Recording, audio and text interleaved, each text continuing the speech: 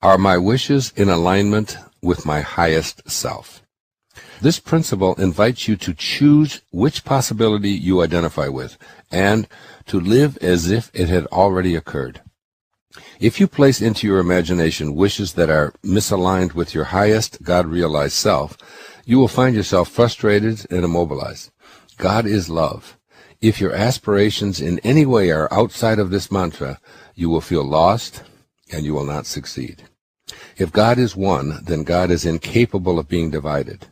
If your desires involve conflict for yourself or anyone else, then you have brought two into the picture. That is yourself, as well as the second party who might be harmed by the fulfillment of your wish. God being only oneness wherein all things are connected, and God, your highest self, being love, cannot even recognize the dichotomy that you bring to the picture. If God acknowledged a desire that would bring harm to anyone, God wouldn't and couldn't be God. How could that which is all one recognize two, which is needed in order to have conflict, and still be God? This is what happens when you attempt to manifest from a place of selfishness or potential harm to anyone else. You invoke the ego, which is always about winning, overpowering, being better than others, accumulating for the sake of feeling superior, achieving for adulation or recognition, improving your status, and so on. And again, ego is edging God out. I love the way Neville speaks to this point. Quote, "You never draw out of the deep of yourself that which you want. You always draw that which you are, and you are that which you feel yourself to be, as well as that which you feel is true of others." Unquote.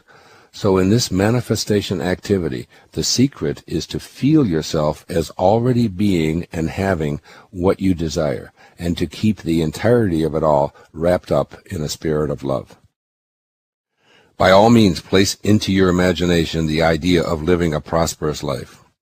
But this in no way implies from a God-realized position that you desire a fancy watch, a luxury automobile, a large infusion of cash, a palatial home, or anything else that is for the purpose of elevating your position among your peers.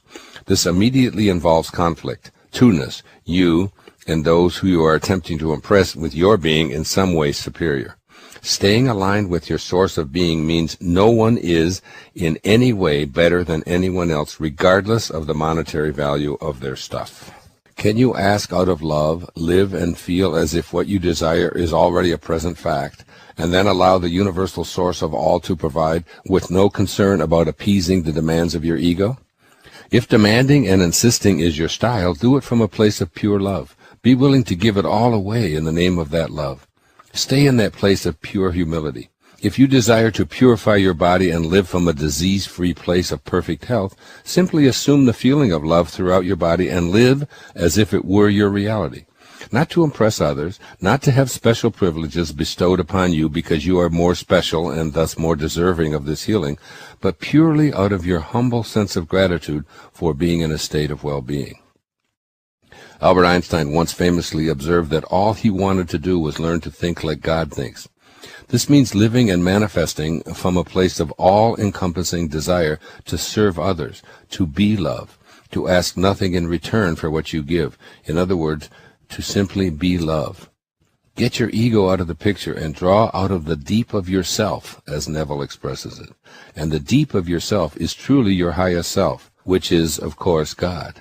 Let the God that you are, the God that Jesus said you are, the God that is your very essence, your deepest self, let this be the energy you draw upon to fill your imagination. And then, know that you are fully aligned with the only source that is responsible for all of creation. As you begin to see your divinely aligned manifestations show up in your physical world, think like God thinks, and share any munificence with others with no expectation of anything back, including even a thank you if it's not forthcoming. As you place your intentions into your imagination and assume the feeling of those intentions being fulfilled, ask not for anything that is outside the great umbrella of love that is God. Lao Tzu, some 6 centuries or so earlier, reminds you that the great sage is kind to the kind and kind to the unkind, because kindness is his nature. If you can make your desires harmonize With the messages of the above passage, while practicing humility and keeping your ego at bay, you will come to see the truth in Neville's observation that, quote, you never draw out of the deep of yourself that which you want. You always draw that which you are, unquote. The key here is the deep of yourself. That is your highest self. The first pathway is called discipline. All right, so this is like you have to train the body. Right? So you have to go to practice. Yes. Right? The second, now we're not talking about education here. We're talking about mastery. The second pathway is called wisdom, and that is the application of the mind to what you've trained yourself to do. So if you're going out to learn how to shoot a basket, or to hit a tennis ball, or to make a lemon meringue pie, or dance the Macarena, or anything, the first thing you do is you train your body, you get it in shape, and the second thing you do is you apply wisdom, the mind, to it. Right? Now this is what we mean by education. So that if we send our children off to school, we say to them, get some discipline and use your head. And basically you've got an education. Yes. But that's not mastery. The top two levels of mastery include, the third one's called unconditional love. I watched Pavarotti sing at one of the three tenors, Civil Winter's concert. 42,000 of us at a football stadium in Florida. Yeah. And they had a screen on him, Michael, that was 30 feet high. That's 3 stories high, and they showed a close-up of him. Now, this is a man, how many times has he sang O Sole Mio in Italian, all right? There's nobody in the stadium understands Italian, but it doesn't matter. They show a close-up on his face on this 30-foot screen, and he is in bliss. He's just in bliss. And I said to my wife, who was sitting next to me, I said, honey, this guy has obviously gone to practice. I mean, you've got to practice to be the best in the world. And he's also, obviously, he's got great wisdom. He has studied. But that's not what makes him the greatest tenor in the world. I said, look at the love. Oh, solo me. I mean, he was just, every fiber of him was involved in this. He was he was in love with what he was doing. And he wasn't selling us the song, he was selling us the love. Yes. That's the third pathway. But the highest pathway, what we really call mastery, is what we call surrender, which is when you get to that place where you realize that this is not you who's doing any of this, that you're not this body, this is not your home, this is not you that's doing it. There's something that you're connecting to called spirit, or consciousness, or higher awareness, and you're allowing God, I guess, if you will, to flow through you and send that out into the world. That's what the highest of them are. I mean, Michael Jordan says, I don't know how I do that. I just surrender. Yes. That whole idea of being able to get your ego out of the way. I was just asked the question in South Africa, but they were interviewing me, one of the newspapers there, and the woman hit me with this question. She said, what's been the greatest accomplishment of your life? And my ego started really going into, high gear. And I was thinking about, how many books I'd written, how many times I'd appeared on the Tonight Show, or, where I was on bestseller lists and all of this. I would I wasn't saying a word. I was just sort of rattling all of these things off that my ego wanted to say. And then finally it hit me, and I said to the woman, I think the greatest accomplishment of my life has been my ability to tame my ego, and to no longer see myself as what I have and what I do and what other people think of me. I'm not my possessions. I'm not my accomplishments. I'm not my reputation. I've been able to see myself as a spiritual being, if you will, having that human experience. And that is involved with letting go. As they say in that recovery movement, you let go and you let God. And that may sound trite, but it's really one of the great secrets to being able to attract and manifest into your life. One of the people that I selected in Wisdom of the Ages or selected me, was this man who we don't even know when he was born or when he lived. His name was Patanjali. I'm sure you're familiar with Patanjali. The original Yoga Sutras. Yes. And his book, How to Know God. Yes. And wonderful translation by Swami Prabhupada and Christopher Isherwood. Yes, I have that. Yeah, it's a great translation of that. Yes. It's just, every page. I've never read a book that I have when I read it, I read a page or two and I set it down and I can't wait to get back to it, but I don't want to read it because I'm afraid it's going to end. Okay, that's how I feel about that book. Right. Because there's so much masterful kinds of experiences and aphorisms in there that we can apply and really, really reach these miraculous levels. Anyway, one of the passages that I used from Patanjali was about this concept called inspiration, which is really what we're talking about here, because the word inspiration, of course, comes from in spirit. And the word information comes from inform. So this is the age of information, and there's no shortage of information on this planet. With a computer chip that can put the name and address of everybody in the United States on it, and it's the size of your thumbnail. We've got plenty of information. Yes. But what we have is a spiritual deficit, a deficit of spirit. So Patanjali talked about becoming inspired as a source of, and this is what he said. He said, when you are inspired by some great purpose, some extraordinary project, all of your thoughts break their bonds, your mind transcends limitations, your consciousness expands in every direction, and you find yourself in a new and a great and a wonderful world. And then he had this alarming thing to say. I laminated this and carried it with me. He said, dormant forces, faculties, and talents come alive, and you discover yourself to be a greater person by far than you ever dreamed yourself to be. And all you have to do is become inspired, that is, move into the world of spirit. And once we do that, once we leave the form, once we leave the ego, once we leave the idea that I am what I have and what I do and my reputation, what others think of me, and begin to see ourselves as the beloved, as connected to rather than separate from God, and allow that higher spiritual awareness to flow into our lives. I think that's what we mean when we say surrender, when we say let go.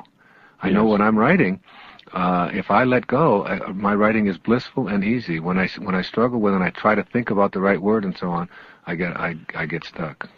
Same in an interview, or the same in when I'm speaking on stage, or whatever. When I let go, it's the old aphorism: when the student is ready, yes, the teachers appear.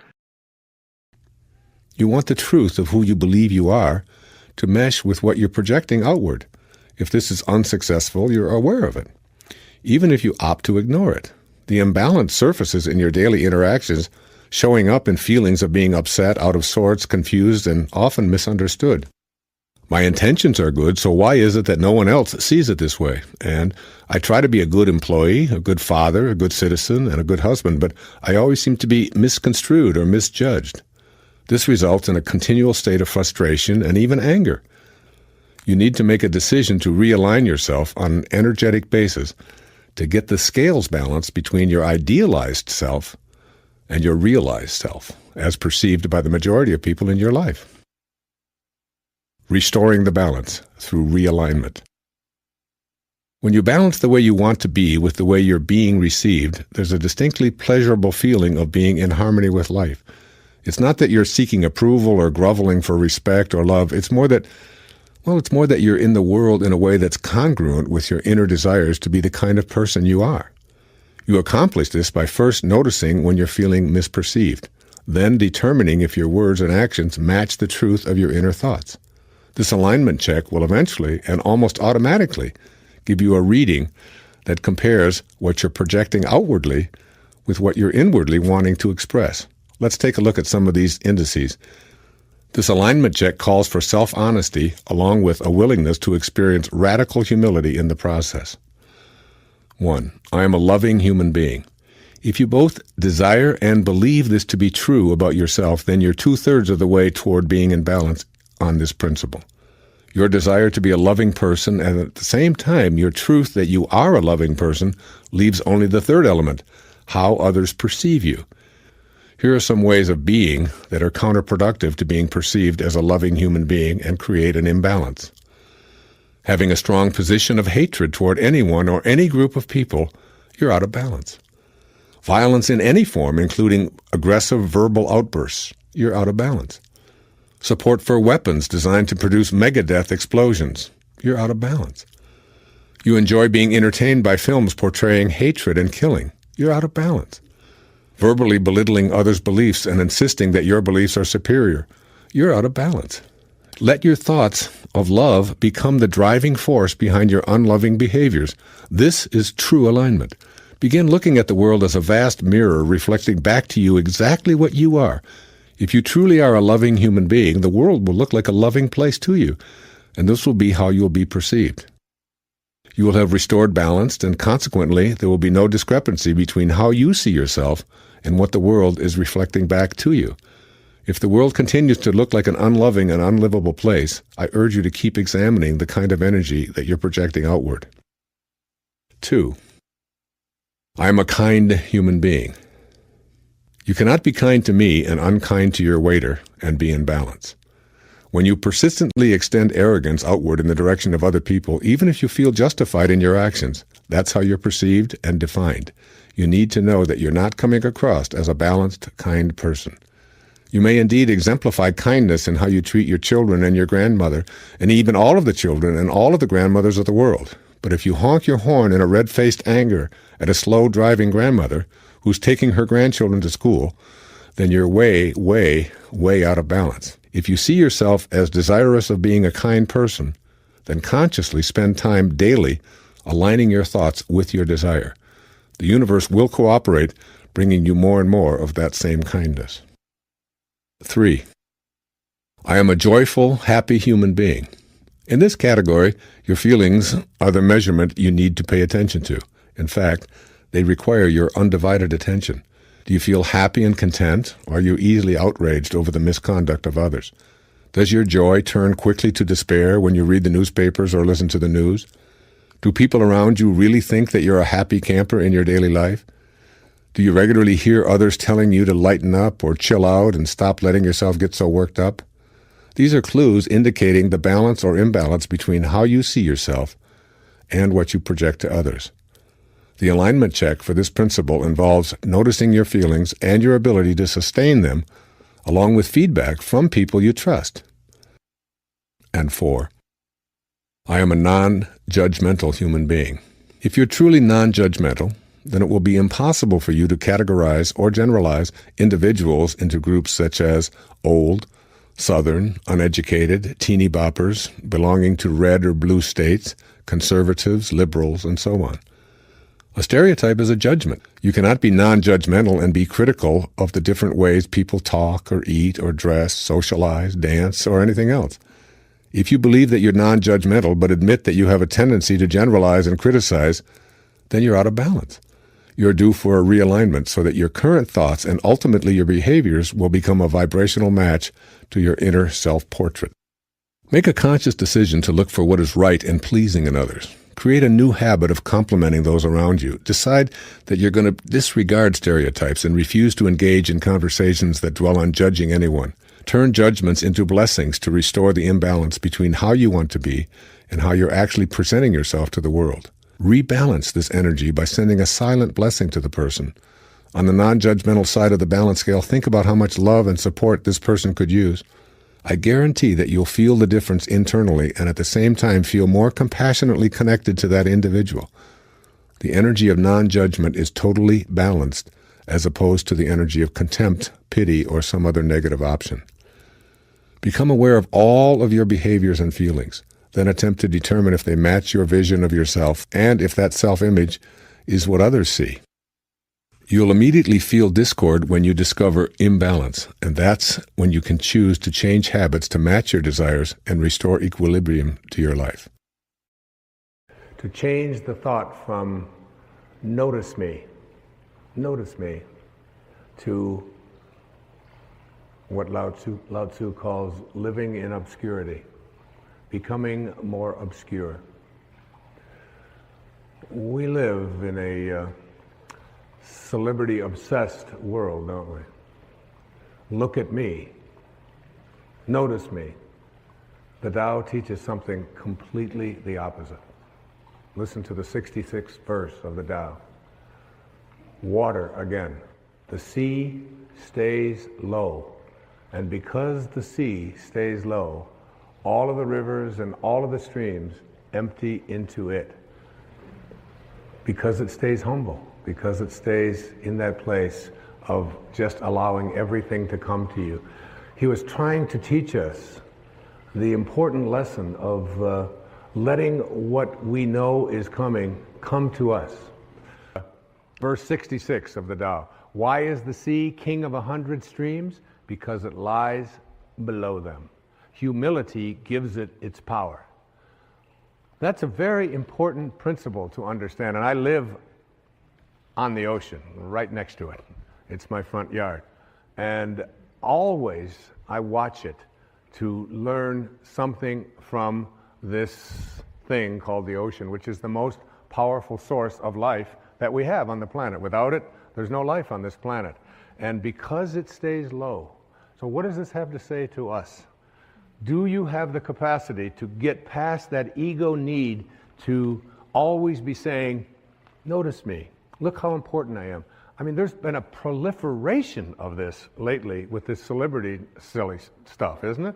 I mean, CNN is doing, full hour shows on silly little things about what happened to this particular celebrity or what happened to that celebrity, and the celebrity's never even done anything. And there's all of this talk about it. And all of the new magazines. I mean, and you go through an airport and you look on the newsstand and all the same photos, just with different magazines. I don't even know what the names of all of them are, but there's like this huge market now that we have for people to get into a state of notice me, notice me, notice me. And how much do we train our young people, particularly in our schools and so on, that the one who is the star is the one who gets the most attention. The one who is the most important and the most valuable is the one that has the most people liking them and so on. This constant obsession with needing to be noticed. When in fact, what I have found for myself is the happiest moments of my life are when I can do it low and slow and not have anybody out there even know what I'm doing. To be able to, Louise never would have advertised the fact of some of the things I talk about with her generosity. She does it anonymously. It's almost always done in those ways. No, look at me, look and notice me, how important I am, and so on. So much to learn from that kind of wisdom, from that kind of inner connection to the Tao, the ability and the willingness to do it anonymously, to say that you can just get done almost anything that you want to get done if you don't become obsessed with taking credit for it. In the 36th verse of the Tao Te Ching, it says, the gentle outlast the strong, the obscure outlast the obvious. Try to become a little more obscure, a little less interfering, a little less notice me, a little less, one of the specific kinds of things that you can do is just as you're about, when somebody else is talking, just as you're about to interject what you've been thinking about for the whole time, waiting for them to stop talking, just stop and to bite your tongue and say, tell me more. Or, that's very interesting. I have never heard that point of view before. Even if they totally, completely disagree with everything that you stand for, to be willing to listen, to be able to stop. Practice it. I practiced it when I did these verses of the Tao. I practiced it every single day while I was working on that. Just staying obscure. And for me, that's not always so easy because of just being recognized wherever I go. And if I saw someone who was about to recognize me, I would just put my head down. I would just walk a little bit past them like something. Right now, I just want to be anonymous. Right now, I want to be obscure. The Tao says, storms always end. Verse 23, fierce winds don't blow all morning. A downpour of rain doesn't last all day. Who does this? Heaven and earth.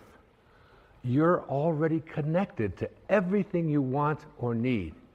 It will come to you at the exact perfect time, as the rivers and the streams come to the ocean at the perfect time and place. You gotta trust.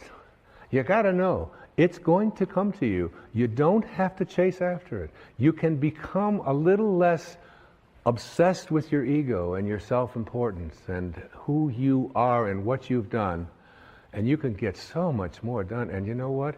It's the most peaceful and sweet, delicious way. It's like the song that Cecilia was singing about the rose.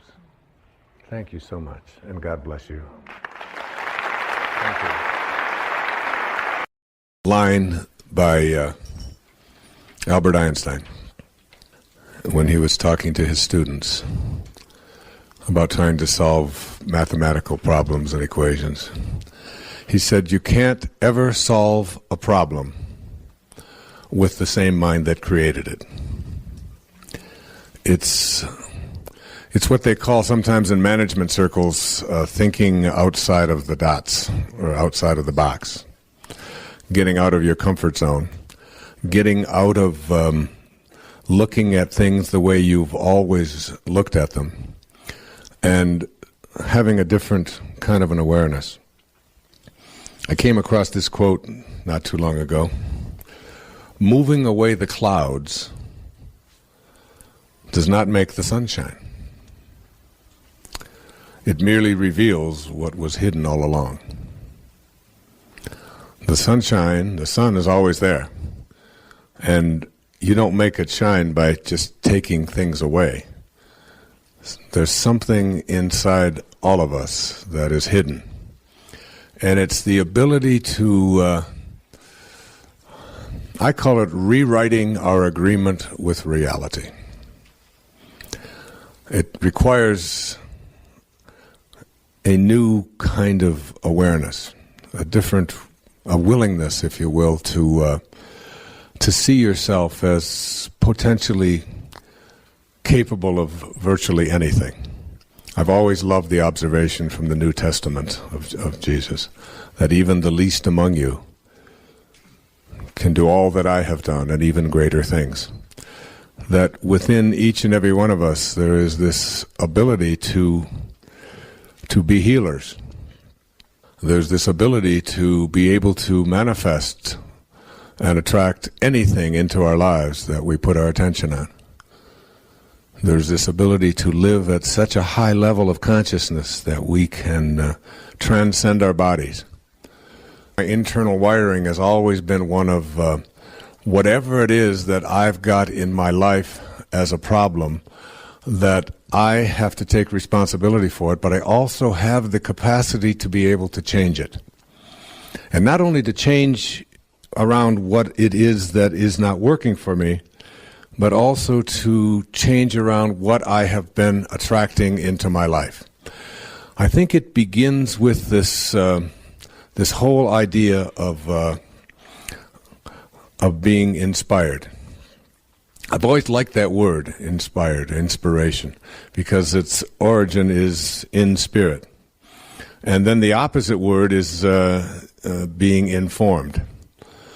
And so when you're in form, in the physical world, when you're in form, you get information. You get lots of information. And this is what we call the information age, right? So there's no shortage of information. They say that on a little chip the size of your thumbnail, we can put the names and addresses of everybody in the United States and Canada on a little chip the size of your thumbnail. That's really more information, I think, than we need. What we are doing is we are moving from the age of information to the age of inspiration, I believe. And as we move into the age of inspiration, where collectively mankind is beginning to have a collective capacity to be able to think thoughts which empower us rather than which weaken us, which, according to Hawkins' research, up until about 1985 or 1986, collectively, mankind's collective thoughts always produced that which weakens us. And now, in the last few years, we have moved above the level where man's collective consciousness is at least at a place where collectively we are empowering ourselves rather than using force. And as we move into the world of inspiration, we have to understand what that means.